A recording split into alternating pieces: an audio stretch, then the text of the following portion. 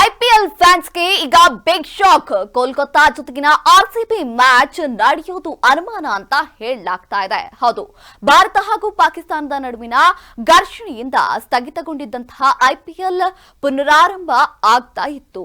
ಆದರೆ royal Challengers Bengaluru ಹಾಗೂ Kolkata night Riders ನಡುವಿನ ಹೈ ವೋಲ್ಟೇಜ್ ಪಂದ್ಯ ನಡೆಯಲಿದೆ.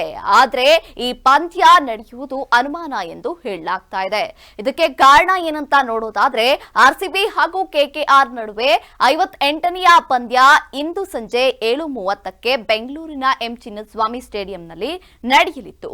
ಒಂದು ವಾರ ಸ್ಥಗಿತಗೊಂಡಂತಹ ಇಂಡಿಯನ್ ಪ್ರೀಮಿಯರ್ ಲೀಗ್ ಮತ್ತೆ ಆರಂಭವಾಗುವುದಕ್ಕೆ ಅಭಿಮಾನಿಗಳೆಲ್ಲ ಸಂತಸವನ್ನ ವ್ಯಕ್ತಪಡಿಸ್ತಾ ಇದ್ರು. ಇನ್ನು ಈ ಎಲ್ಲದರ ಮಧ್ಯ ಪಂದ್ಯಕ್ಕೆ ಮಳೆಯಿಂದ ಅಡ್ಡಿಯಾಗುವ ಸಾಧ್ಯತೆ ಇದೆ ಎಂದು ಹೇಳಲಾಗ್ತಿತ್ತು. ಪಂದ್ಯ ನಡೆಯುತ್ತಾ ಅಥವಾ ಇಲ್ವಾ ಎಂಬುದು ಈಗ ಡೌಟ್ ಆಗಿದೆ. ಹಾಗಿದ್ರೆ ಕಾದ್ ನೋಡೋಣ, ಪಂದ್ಯ ನಡೆಯುತ್ತಾ ಇಲ್ವಾ ಎಂಬುದನ್ನ.